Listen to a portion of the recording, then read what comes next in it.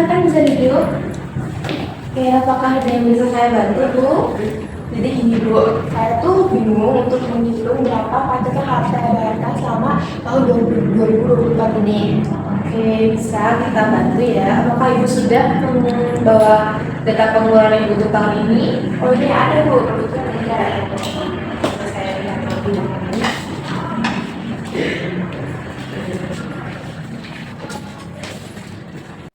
Jadi Bu, usaha saya itu pertanian dan bibit. Dari data yang terlampir itu, penjualan bruto itu senilai 6 miliar, PPh pasal 25 dari Januari sampai November itu senilai 60 juta, sewa tempat senilai 300 juta, gaji pegawai itu senilai 320 juta, listrik dan air senilai 180 juta, modal barang dagangan itu 20,5 miliar, sama promosi itu 700 juta, makan pribadi itu 240 juta, sama liburan keluarga itu senilai 200 juta.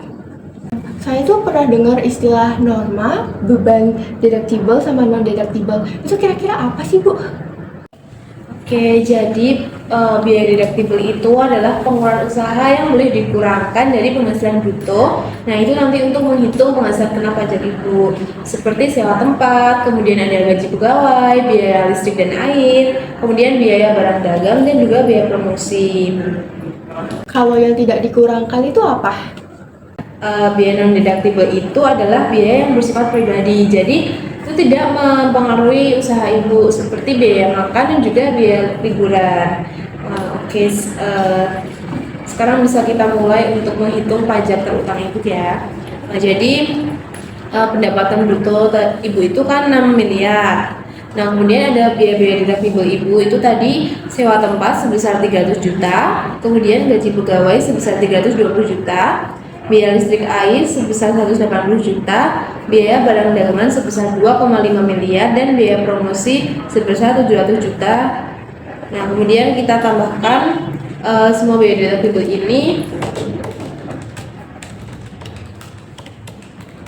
Oke, ini jadi biaya deductible Ibu itu sebesar 4 miliar. Nah, kemudian untuk menghitung penghasilan neto, kita tuh perlu untuk mengurangi pendapatan bruto dengan biaya deductible Ibu. Jadi 6 miliar dikurangi dengan 4 miliar, jadi penghasilan neto Ibu itu sebesar 2 miliar. Nah, setelah itu kita akan menghitung PTKP Ibu. Apakah sekarang Ibu sudah berkeluarga? Belum Bu, kebetulan saya masih single. Oke, berarti tanggungan untuk orang pribadi saja ya. Jadi besarnya sebesar 54 juta.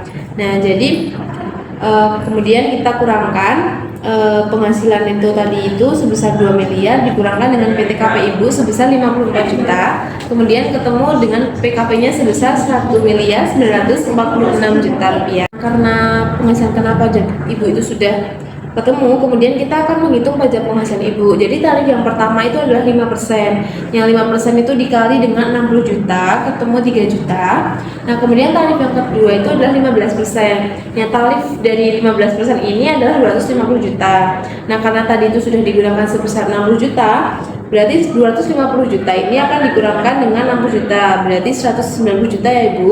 Kemudian kita hitung 15% dikali dengan 190 juta, ketemu 28 juta 500 ya. Nah, setelah itu kita akan naik lagi ke tarif 25%.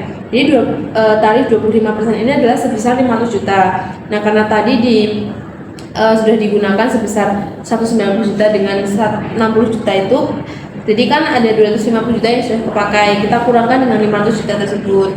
Berarti 25% itu dikalikan dengan 250 juta ya Bu, ketemu hasilnya 62 juta 500 ribu. Nah, karena masih ada sisa, kemudian kita naik lagi ke tarif 30%.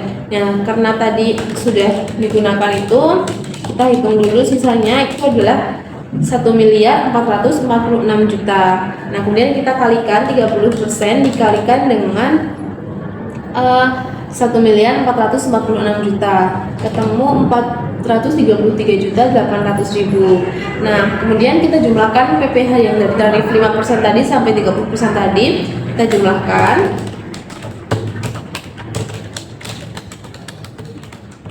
Nah, jadi ketemu total PPh terutang Ibu itu sebesar 527 juta 800 ribu. Nah, setelah menemukan PPh terutang, Ibu kan tadi sudah memberikan informasi kalau Ibu sudah membayarkan PPh pasal 25 untuk bulan Januari sampai November. Jadi masih ada kredit pajak itu sebesar 60 juta. Kemudian kita kurangkan untuk mengetahui PPh kurang bayarnya Ibu tadi. Jadi 527.800 ini dikurangkan dengan 60 juta. Jadi ketemu 460.800.000 ya Bu. Jadi PPh kurang bayar yang harus Ibu bayar untuk tahun ini itu sebesar 467.800.000 seperti itu. Jadi PPh terutang saya itu senilai 467.800 ya Bu? Iya betul.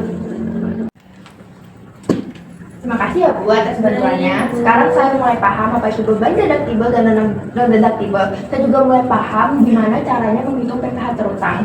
Baik Ibu, sama-sama. Kami di KPP siap membantu Ibu. Jadi ingat ya Bu, taat pajak itu adalah salah satu kontribusi dalam pembangunan negara.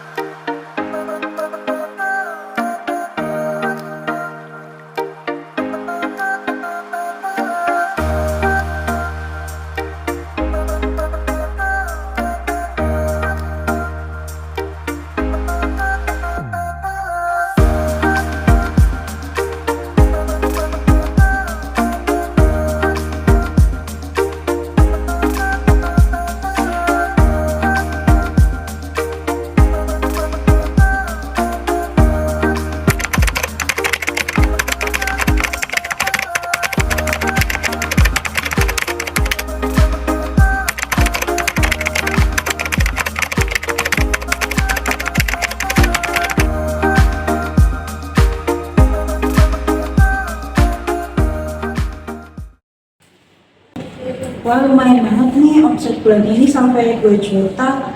Tapi gimana cara bayar pajaknya ya? Dengar sih UMKM katanya kena tarif 0,5%. Tapi daripada salah ngitung, mending langsung ke kantor pajak deh.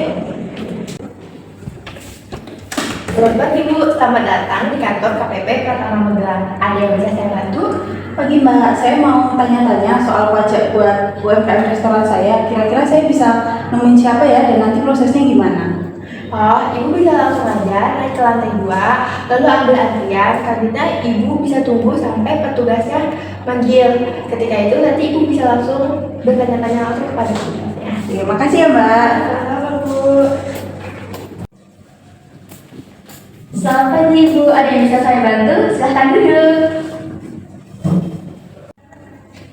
Jadi gini Bu, saya kan baru buka usaha restoran nih, baru sekitar 1 tahunan ini. Ini saya bawa datanya juga. Nah, hari ini tuh saya baru pertama kali mau bayarin pajaknya. Saya pernah dengar katanya kalau UMKM itu kena sekitar 0,5% dari omset ya. Tapi saya masih bingung nih ngitungnya. Oh itu, bagus Mas sudah datang kemari. Jadi gini ya, 0,5% dari omset itu diatur dalam Peraturan Pemerintah Nomor 23 Tahun 2018 yang sekarang sudah dialihkan ke Undang-Undang HPP tahun 2021 Ibu. Boleh dijelasin lebih lanjut nggak Mbak? Oh boleh banget Bu. Jadi Peraturan Pemerintah 23 Nomor 20 Tahun 2018 ini mengatur tentang PPh bagi wajib pajak yang omsetnya itu tidak melebihi dari 44,8 miliar. Jadi mereka itu bisa milih tarif 0,5% dari omset seperti UMKM restoran Ibu ini. Oh, berarti bukan laba bersihnya ya hitungannya, tapi dari omset totalnya. Betul banget Bu, karena ini pajak final, maka tidak perlu pakai pengurangan biaya operasional. Pajaknya bisa langsung 0,5% dari penghasilan kotor aja, sederhana dan praktis kan? Kalau gitu terus UU HPP itu ngatur tentang apa aja? Jadi Bu, di UU HPP pasal 60 ayat 1 itu kan disebutkan tarif 0,5% itu tetap bisa digunakan, tapi sekarang sifatnya itu memang opsional. Dan khusus untuk wajib pajak badan, itu ada waktu batas maksimal penggunaannya. Misalnya kayak PT, CV, firma, dan juga koperasi, itu maksimal 3 tahun. Terus kalau orang pribadi, itu boleh terus pakai 0,5% ini selama offsetnya itu masih 4,8 miliar rupiah. Nah, terus yang paling penting nih, gimana cara saya ngitung pajaknya saya? Oke, kalau gitu kita coba hitung ya Bu. Untuk tadi omset per bulan Ibu kan 35 juta, apa betul? Terus habis itu omset per tahunnya berarti kan 35 juta tadi dikali dengan 12 karena 1 tahun ada 12 bulan, jadi hasilnya itu 420 juta. Ini untuk omset per tahunnya Ibu. Lalu untuk tadi pajak finalnya seperti yang udah saya bilang tadi 0,5%, itu nanti tinggal dikali aja dengan total omset per tahunnya Ibu. Jadi 0,5% itu nanti dikali dengan 420 juta. Jadi total omset per tahunnya Ibu itu 2.100.000 rupiah. Terus kalau misalnya Ibu kok misal mau setor pajaknya tiap bulan bisa, nanti Ibu tinggal dibagi aja 12 objek per tahunnya ini, pajak per tahunnya ini dibagi 12. Jadi per bulan Ibu bisa bayar pajak 175.000 aja gitu Ibu. Tapi kan di sini saya ada pengeluaran gaji nih 60 juta. Terus saya juga ada pengeluaran lain kayak misal bahan baku 200 juta, bayar listrik sama air 15 juta. Itu kan totalnya sampai 300 jutaan. Itu nggak dikurangin buat ngitung pajaknya. Betul Ibu, jadi karena emang pajak ini itu pajak final dari omset, jadi pengeluaran usahanya tidak dihitung, jadi cukup yang dihitung dari omset kotornya aja. Oh, berarti saya cuma bayar 175.000 aja nih totalnya, meskipun pengeluaran saya itu lumayan besar. Betul, itu juga keuntungannya Bu. Jadi Ibu tuh nggak perlu lagi ribet-ribet buat laporan untuk rugi dulu. Tapi nanti kalau semisal nih omsetnya Ibu tuh melebihi 4,8 miliar, Ibu baru bisa pindah sistem pembukuan biasa yang hitung pajaknya dari laba gitu. Kalau misalkan tahun-tahun nanti omset saya lebih dari 4,5 miliar gimana? Apa pajaknya juga tetap sama, tarifnya 0,5%? Kalau sudah lewat batas itu, Ibu harus pindah ke sistem pembukuan biasa dan digunakan PPh umum dan juga tarif progresif. Tapi nggak perlu khawatir Bu, nanti bakal dibimbing kok kalau sudah waktunya. Oh, berarti saya manfaatkan dulu ya kemudahan ini selagi tarifnya masih kecil. Tepat sekali Bu, pajaknya ringan dan porsinya gampang kan. Jangan lupa setor pajak tiap bulan dan juga lapor SPT tahunan ya Bu.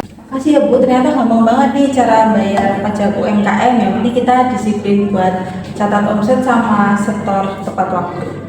Betul Bu, kalau UMKM-nya taat, usahanya lancar, nanti kan perkembangan ekonominya juga berjalan dengan bagus gitu loh. Nah, terus ya Bu buat usahanya.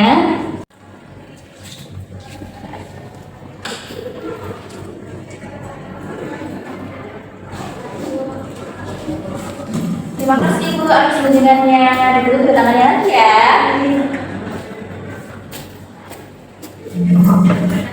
Iya,